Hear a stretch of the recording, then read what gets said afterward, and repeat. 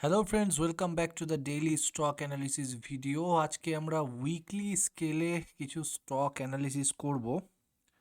তো সবার আগে যে স্টকটি আলোচনা করব সেটি হচ্ছে জিই পাওয়ার ইন্ডিয়া লিমিটেড। তো এই হচ্ছে আমাদের কাছে জিই পাওয়ার ইন্ডিয়া লিমিটেডের মান্থলি চার্ট। তো মান্থলি চার্টে প্রথমে কিছু ঘটনা আমরা লক্ষ্য করতে পারছি, সেগুলো আমরা একটু ডিসকাস করব, তারপরে স্লোলি আমরা উইকলি স্কেল এর দিকে এগোবো। তো এখানে সবার আগে যেটা আমরা দেখতে পাচ্ছি, দেখুন এই জায়গাটাতে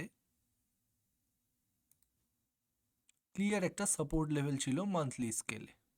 এই জায়গাটাতে এই ছিল আমাদের ফার্স্ট, এই ছিল আমাদের সেকেন্ড, এবং এখানে তৃতীয়বার যখন টেস্ট করতে আসে এখান থেকে একটা ছোটোখাটো মুভ দেখতে পেয়েছিলাম উপরের দিকে, আমরা আপ মুভ দেখতে পেয়েছি বা retracement of this down move আমরা দেখতে পেয়েছি, এবং তারপরে এই লেভেলটি ব্রিচ হয়।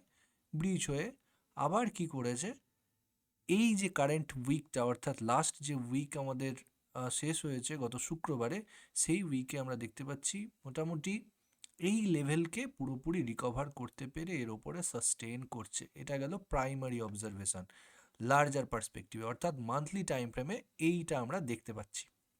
ক্লিয়ার? এবার এই রকম করে আমরা রেখে দেব।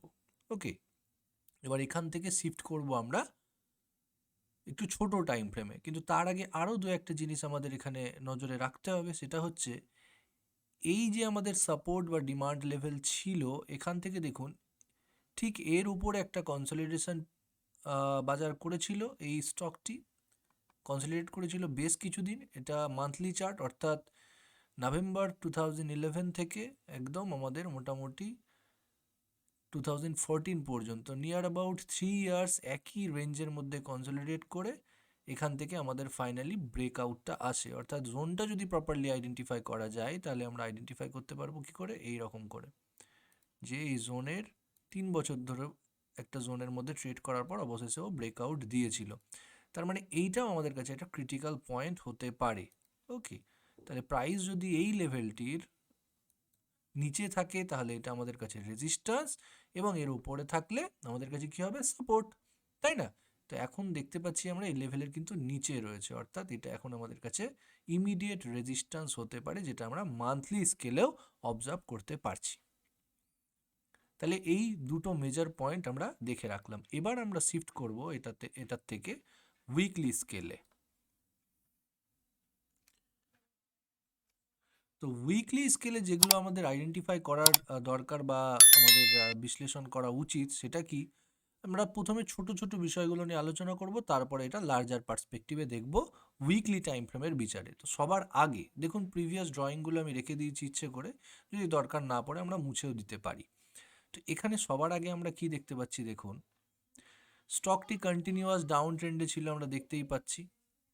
এবার এখান থেকে এই জায়গাটাতে এই জায়গাটাতে আমাদের প্রথমবার একটা বেস ফরমেশনের সাইন দেখিয়েছিল, ডাবল বটম টাইপ ফরমেশন করার চেষ্টা করেছিল, অর্থাৎ এইগুলো জায়গায় এই ব্রেকআউটটার মাধ্যমে, এই ব্রেকআউট এবং এই নিচের দিক থেকেও আমরা একটা প্লট করতে পারি মোটামুটি একটা জোন, এই ডিসেন্ডিং ট্রায়াঙ্গেল টাইপ চার্ট প্যাটার্নটা তৈরি করার চেষ্টা করেছিল। এবার এখানে দেখুন, এখানে তো ব্রেকআউটটা আসে, কিন্তু এই ব্রেকআউট ক্যান্ডেলের ভ্যালিডেশন কিন্তু হয়নি, অর্থাৎ যেটা আমরা বারবার বলি যে এই উইকের বা এই 28 নভেম্বর 2022-এর যে ক্যান্ডেলটি আমরা দেখতে পাচ্ছি, এই ক্যান্ডেলের যে হাইয়েস্ট পয়েন্ট অন্তত ছোট টাইম ফ্রেমে নেক্সট উইকে আমাদের ডেলি টাইম ফ্রেমে হলেও এর উপরে ট্রেড করতে হবে, এ কিন্তু করেনি, এর হাই কিন্তু ব্রিচ হয়নি, অর্থাৎ এখানে যারা কুইকলি জাম্প ইন করেছেন তারা কিন্তু ট্র্যাপ হয়েছেন। এবার এখানে একটা কথা বলে রাখি, এখানে যে ভ্যালিডেশন হলেই এটা 100% প্রফিটেবল হবে তাও কিন্তু নয়, কিন্তু প্রবাবিলিটি অবশ্যই দুটোর তুলনামূলক বিচার আমরা যদি করি তাহলে অবশ্যই প্রবাবিলিটি আমাদের ফরে যেতে পারে, কখন, যদি এর হাইটা ব্রিচ হয় তাহলে। এই কারণে এই কনফার্মেশনের কথাটা বা ভ্যালিডেশনের কথাটা আমরা বারবার বলে থাকি। এবার বাজার কি করলো, বাজার এখান থেকে কুইক মুভ দিল, এখানে যারা বাই করেছিলেন কুইকলি তাদের পুরোপুরিভাবে ট্র্যাপ করে নিচের লেভেলে, কারণ এখানে যদি বাই করে এই টেকনিক্যাল ভিউটা দেখে তাহলে তাদের ম্যাক্সিমাম স্টপ কোথায় থাকবে, প্রিভিয়াস সুইং লো অর তার আগের সুইং লো। তো তো এইগুলো জায়গা থেকে কিন্তু বাজার আবার ব্রিজ করলো, দেখুন কনফার্মেশনও দেখিয়েছে, এই ব্রিজ করলো, রিট্রেসমেন্ট, রিটেস্টিং এবং লোয়ার লো। তার মানে এখানে যারা টেকনিক্যালি যদি ঢুকে থাকেন কেউ, তারা কিন্তু আবার টেকনিক্যালি বেরিয়ে যাবেন টেকনিক্যাল নিয়ম মেনে। এবার যারা কিছুই না বুঝে কিনবেন তাদের আলাদা ব্যাপার, কিন্তু যারা অন্তত টেকনিক্যালিটিটা বুঝতে শুরু করেছেন তারা এইটুকু ব্যাপার জানবেন নিশ্চয়ই। এবার বাজার এখানে যেই বেরিয়ে মানে এখানে যেই আমাদের বেয়ারিশ সিগন্যালটা বা বেয়ারিশ কন্টিনিউয়েশন সিগন্যালটা দিল, তারপরে কি করলো, আবার টার্ন অ্যারাউন্ড।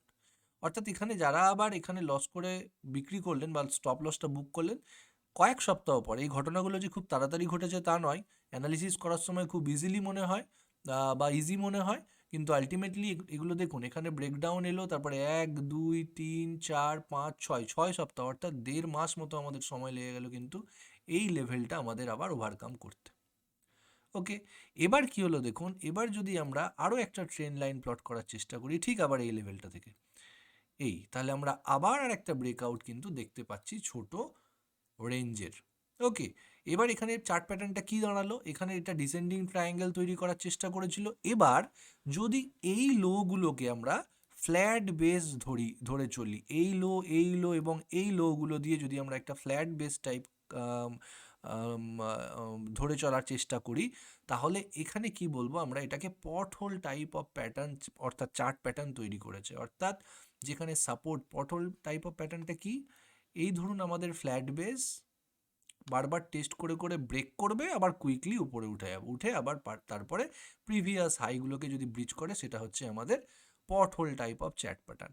তো এখানে কি হয়েছে, এখানে দেখুন এখানে আমাদের ব্রেকডাউন দেখিয়েছে, এখানে টেকনিক্যালি আমরা ধরে নিলাম আমরা বেরিয়ে গেছি লস বুক করে, তারপরে কুইকলি জাম্প ইন করে বাজার কিন্তু একটা সুইং হাই ফরমেশন করেছে, করে আবার তার ফলো আপ বাইংও দেখিয়েছে, যেটা প্রিভিয়াস রেজিস্ট্যান্স লাইনকেও অর্থাৎ ট্রেন্ড লাইন রেজিস্ট্যান্স লাইনকেও ব্রিচ করতে সক্ষম হয়েছে। তাহলে ক্লিয়ারলি এটা আমাদের কি হলো, এই কন্টিনিউয়াস এই ধরুন সাপোর্ট সাপোর্ট সাপোর্ট, তারপরে ব্রিচিং, তারপরে আবার কুইকলি জাম্প ইন করে হায়ার হাই ফরমেশন করে আমাদের কি করলো, পট হোল টাইপ অফ চার্ট প্যাটার্নও তৈরি করলো, ফলোড বাই এই ট্রেন্ড লাইন রেজিস্ট্যান্সের ব্রেকআউট। এবার এই ট্রেন্ড লাইন এখানে যদি কেউ টেকনিক্যালি এন্ট্রি করে থাকে, কথাটা বুঝবেন, যদি এখানে কেউ টেকনিক্যালি এন্ট্রি করে থাকে এবং এখানে লস বুক করে থাকে, তাহলে তো তার এখানেও এন্ট্রি করা উচিত, তাই না? এখানে যদি আমরা এন্ট্রি করি তাহলে nearest swing low or previous swing লো আমাদের কাছে স্টপ লস, তারপরে কিন্তু আমরা একটা ডিসেন্ট গেন দেখতে পাচ্ছি। এটা গেল ছোট রেঞ্জের মধ্যে আলোচনায়। এই স্টকটি আমার লিস্টে ছিল গত 21 অক্টোবর 2023 যে আমরা উইকলি অ্যানালিসিস করেছিলাম, কোনো এক কারণে এই স্টকটি মানে লিস্ট থেকে বাদ দিয়েছিলাম আলোচনা থেকে, কিন্তু ডিসেন্ট অ্যামাউন্ট অফ রিটার্ন দিয়েছে, কারণ সেই মুহূর্তে হয়তো কোনো কিছু মনে হয়েছিল বা অনেকগুলো স্টক কাউন্ট হয়ে যাচ্ছিল বলে এই স্টকটিকে বাদ দেওয়া হয়েছিল অ্যানালিসিস থেকে, কিন্তু দেখা যাচ্ছে এ কিন্তু ডিসেন্ট রিটার্ন প্রোভাইড করতো যদি আমরা সেই সময় অ্যানালিসিস করে থাকতাম। যাই হোক, করিনি, সেটা এখন বলে লাভ নেই, সেটার আর কোনো গুরুত্ব থাকে না। এবার দেখুন এগুলো গেল ছোট রেঞ্জের মধ্যে আলোচনা। এবার যদি আমরা একটু ব্রডার পার্সপেক্টিভ থেকে দেখি, ওকে, এবার আমি এই সার্কেলটা আপাতত মুছে দিচ্ছি, এই সার্কেলটার কোনো দরকার নেই। এখান থেকে দেখুন, এবার যদি আমরা এবার ট্রেন্ড লাইন টানার চেষ্টা করছি, দেখুন কিভাবে আমরা বলতে পারি যে একটা স্টক ডাউন ট্রেন্ড থেকে আপ ট্রেন্ডে কনভার্সন হচ্ছে। ওকে, কিভাবে বলতে পারি, দেখবেন যদি পরপর পরপর রেজিস্ট্যান্সগুলো ব্রিচ করতে থাকে না একের পর এক, অনেক সময় আমরা মানে অপটিমিস্টিক হয়ে পড়ি কি, যে রেজিস্ট্যান্স আছে মানে এখান থেকে প্রাইস রিভার্সাল হয়ে যাবে। এটা নয়, যদি ট্রেন্ড আমাদের সব থেকে শক্তিশালী হচ্ছে আমাদের কাছে trend, irrespective of the direction, অর্থাৎ আপ ট্রেন্ড হলে আপ ট্রেন্ড আর ডাউন ট্রেন্ড হলে ডাউন ট্রেন্ড। ডাউন ট্রেন্ডের যদি ডাউন ট্রেন্ডটা অতিরিক্ত স্ট্রং হয়, তাহলে আমাদের কাছে কোনো সাপোর্ট ইনট্যাক্ট থাকবে না, যতই ক্রিটিক্যাল সাপোর্ট হোক না কেন, মানে চেষ্টা করবে সেটাকে ব্রিজ করার বেয়াররা, থাকবে না, এটা ভুল, মানে অনেক সময় সাপোর্ট প্রিভিয়াস সাপোর্ট থেকে সাপোর্ট নেয় অবভিয়াসলি টেকনিক্যালি। আর তেমনই আপ ট্রেন্ড যদি স্ট্রং হয়, প্রিসিডিং যে রেজিস্ট্যান্সগুলো সেগুলোকে কিন্তু বাজার ব্রিজ করার চেষ্টা করে, কারণ ট্রেন্ড সব থেকে বেশি শক্তিশালী। এবার এখানে দেখুন, এখানে স্টকটি মানে কয়েক বছর ধরে ডাউন ট্রেন্ডের মধ্যে রয়েছে, তাই না? এবার আমাদের কি থাকে, আমাদের একটা ধারণা থাকে যে এই ডাউন ট্রেন্ডে চলছে, তাহলে এখান থেকে যদি একটু রিট্রেসমেন্ট হয় তাহলে প্রিভিয়াস রেজিস্ট্যান্স থেকে আবার ফল আসতে পারে। এটা মানে ভুল কিছু নয়, ধারণা অবশ্যই ঠিক, কারণ টেকনিক্যালি বিয়ারিশনেস যদি বাজারে থাকে এরকমটা হওয়া স্বাভাবিক। কিন্তু যদি ও বটম রিভার্সাল করে ও যদি ব্রিজ করে একের পর এক রেজিস্ট্যান্স, তার সাইন কি হতে পারে? তার মানে কোথাও না কোথাও বুলদের পাওয়ার ফিরে এসছে, তাই না? তো এখানে দেখুন প্রথম সিনারিওতে আমরা এই প্যাটার্ন ফেল, তারপরে আবার ফলোড বাই আরও একটা প্যাটার্ন আইডেন্টিফাই করলাম যেখানে রেজিস্ট্যান্সগুলোকে ব্রিচ করে দিয়েছে। এবার যদি আমরা এখানে একটু ট্রেন্ড লাইন অ্যানালিসিস করি, ধরে নেওয়া যাক ধরুন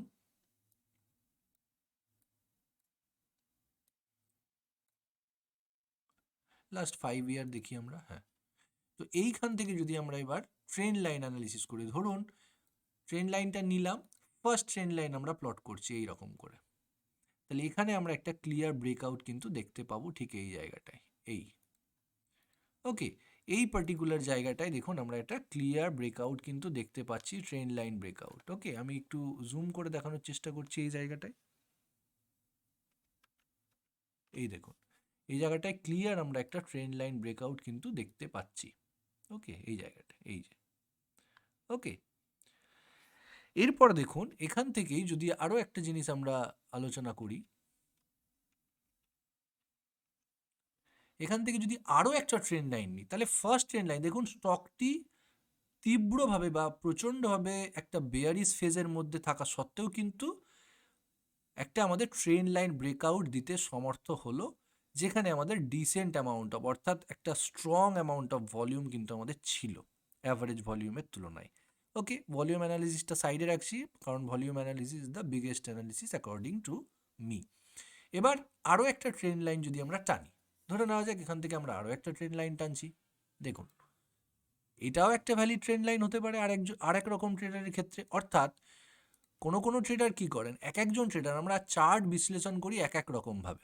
ওকে, তাহলে চার্ট যদি আমরা এক এক রকমভাবে বিশ্লেষণ করেই থাকি, তাহলে কিন্তু এরকমটা হতেই পারে যে আমরা এই ব্রেকআউটটাকে লক্ষ্য করিনি, এই ব্রেকআউটটা লক্ষ্য করেছি, বা অনেক ট্রেডার থাকবেন এই ব্রেকআউটটা লক্ষ্য করেছেন, এই ব্রেকআউটটা লক্ষ্য করছেন না, এরকমটা হতে পারে।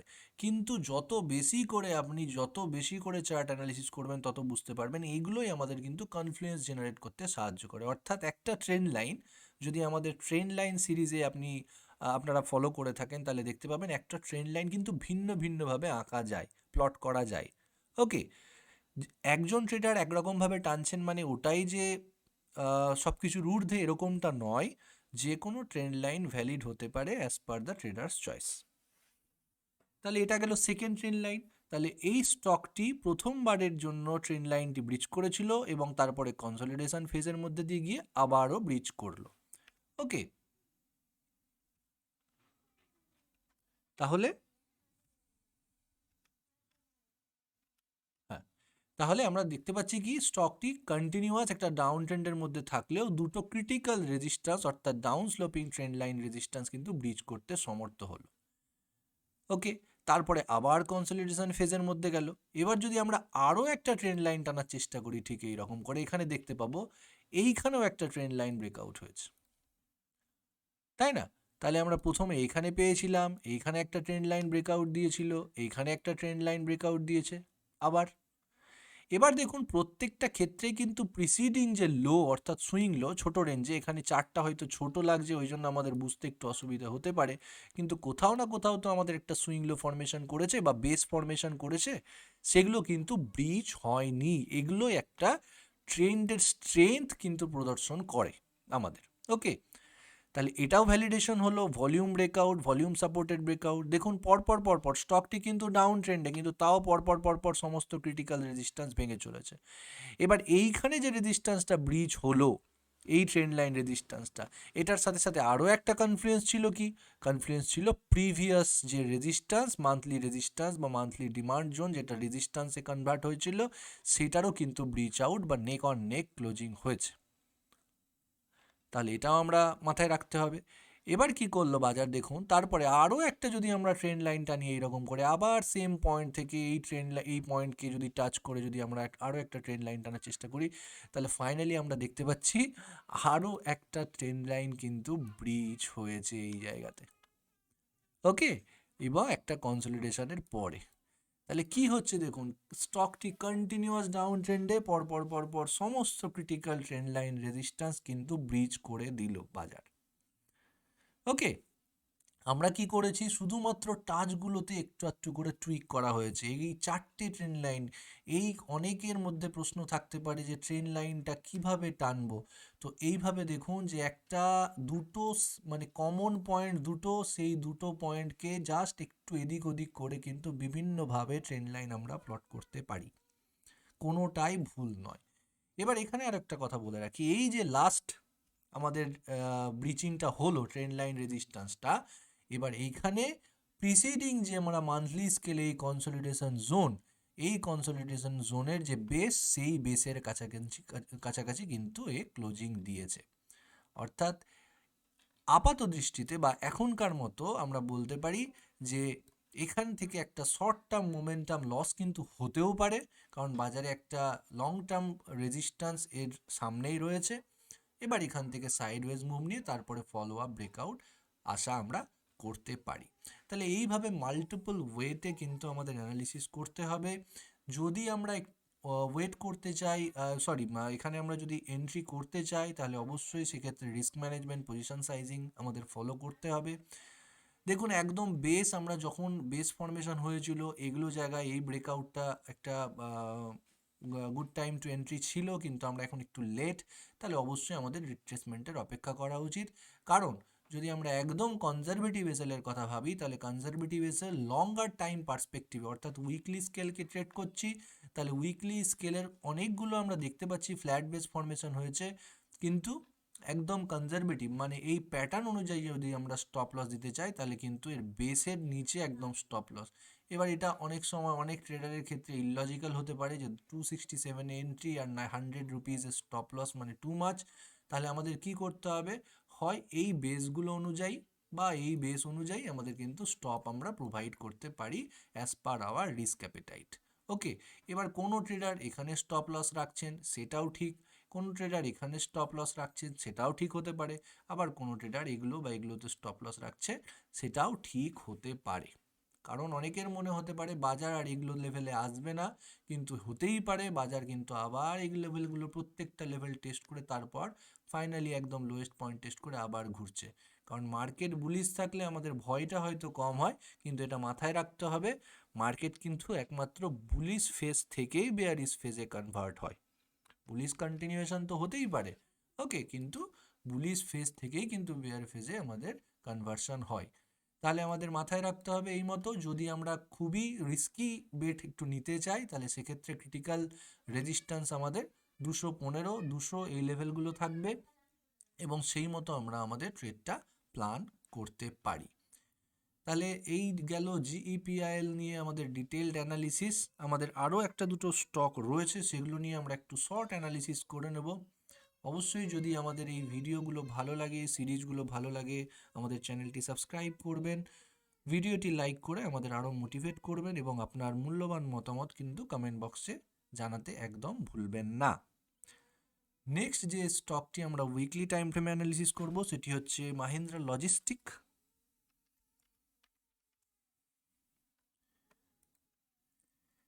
মাহিন্দ্রা লজিস্টিকে দেখুন স্টকটি আমরা দেখতে পাচ্ছি যে মোটামুটি 800-820 লেভেলে হাই ফর্মেশন করার পর একদম কারেকশন করেছে খুব সুন্দরভাবে, এবং অবশেষে প্রিভিয়াস একটা সাপোর্ট লেভেলের কাছাকাছি আমরা বলতে পারি এই লেভেলটা আমাদের একটা সাপোর্ট লেভেল ছিল, এই লেভেলটা আমাদের একটা সাপোর্ট লেভেল ছিল। এবার প্রাইস দেখুন এই লেভেলটা থেকেই কিন্তু আমাদের কাছে রিয়্যাক্ট করেছে। যদি ফিবোনাচি অ্যানালিসিস করি একদম লোয়েস্ট পয়েন্ট থেকে হাইয়েস্ট পয়েন্ট পর্যন্ত, তাহলে ফিবোনাচির ক্রিটিক্যাল কিছু পয়েন্টের কাছে যতদূর মনে হচ্ছে 0.786-এর কাছে কিন্তু এ সাপোর্ট পেয়েছে। মোরারলেস মোটামুটি একদম অ্যাকিউরেটলি নয়, এর উপর থেকে সাপোর্ট বা বেস ফর্মেশন করেছে, এবং বেস ফর্মেশন করেছে শুধু তাই নয়, তারপরে বেস ফর্মেশনের যে কনফার্মেশন সেটা হচ্ছে আমাদের এই রেঞ্জ ব্রেকআউটের মাধ্যমে কিন্তু আমরা দেখতে পাচ্ছি। এবার এর সাথে যদি আবার কি এর সাথে আমরা অ্যাড করতে পারি ট্রেন্ড লাইন অ্যানালিসিস, তাহলে এখান থেকে যদি আমরা ট্রেন্ড লাইন টানার কথা ভাবি, দেখুন এই রকম করে এইরকম করে। তাহলে কি এখানে আমাদের ক্লিয়ার একটা ব্রেকআউট, পজ এবং ফলো আপ ব্রেকআউট, তাহলে এগুলো আমাদের ক্লিয়ার সাইন যে এই যে ডাউন ট্রেন্ডটা সেটা কনভার্সন হতে পারে আপ ট্রেন্ডে, কারণ ডিসেন্ট ভলিউম এই বেসের মধ্যে আমরা দেখতে পাচ্ছি। তাহলে এক্ষেত্রে যদি আমরা কুইক এন্ট্রি করার কথা ভাবি, RMPS অর্থাৎ রিস্ক ম্যানেজমেন্ট এবং পজিশন সাইজিং আমাদের মাথায় রাখতে হবে। এগুলো জায়গায় যদি আমরা এন্ট্রি করার কথা ভাবি এই ক্যান্ডেলের ভ্যালিডেশন হলে, তাহলে নিয়ারেস্ট সুইং অর্থাৎ এই লেভেল ফলোড বাই এই লোয়ার লেভেল অর্থাৎ 320 থেকে 300 350 এই লেভেলগুলোকে আমরা ক্রিটিক্যাল সাপোর্ট ধরে চলতে পারি। আমাদের নেক্সট যে স্টক সেটি হচ্ছে বায়োকন। এটাও আমরা অ্যানালিসিস করব উইকলি টাইম ফ্রেমে। তো উইকলি টাইম ফ্রেমে দেখুন এখানে খুব সুন্দর একটা ঘটনা ঘটেছে, সেটা কি এই দেখুন। সবার আগে যদি আমরা এখানে দেখি, এখানে আমরা ক্লিয়ার সুইং এর বেসিসে কিন্তু ট্রেন্ড চেঞ্জের ইনিশিয়েশনটা দেখতে পাচ্ছি, অর্থাৎ এই ছিল আমাদের লোয়েস্ট পয়েন্ট, প্রাইস রিট্রেস করলো, করে হায়ার লো ফর্ম করলো এবং তারপরে নতুন হাইও ফর্মেশন করেছে। এই গেল ফার্স্ট পয়েন্ট। এবার যদি আমরা এগুলো জায়গা থেকে দেখুন, কিছুদিন আগে আমরা ট্রেডিং স্ট্র্যাটেজি 1-এ আলোচনা করেছিলাম যে এই ধরনের যদি আমরা মুভ দেখতে পাই তাহলে এখানে আমরা পারফেক্ট সেটআপের নিয়ে একটু চর্চা করতে পারি। তাহলে এখানে যদি আমরা ফিবোনাচি অ্যানালিসিস করি, ধরুন এই হাইয়েস্ট বা এই সুইং হাই থেকে এই সুইং লো পর্যন্ত, তাহলে আমরা এখানে দেখতে পাচ্ছি যে ফিবোনাচির যে 0.382 এই লেভেলটা বাজার টেস্ট করেছে এবং শুধু তাই নয়, সেই লো ফিবোনাচির সেই রেজিস্ট্যান্স টেস্ট করার পর বাজার খুব সুন্দরভাবে রিট্রেস করেছে, প্রিভিয়াস সুইং লোকে ব্রিচ না করে হায়ার লো ফর্মেশন করেছে এবং তারপরে আবার 0.382 এর ওপরে ক্লোজিং দিয়েছে। তাহলে এক্ষেত্রে আমরা বলতে পারি যে এটা একটা perfect set up with respect to the swing high swing low concept and also with respect to the Fibonacci.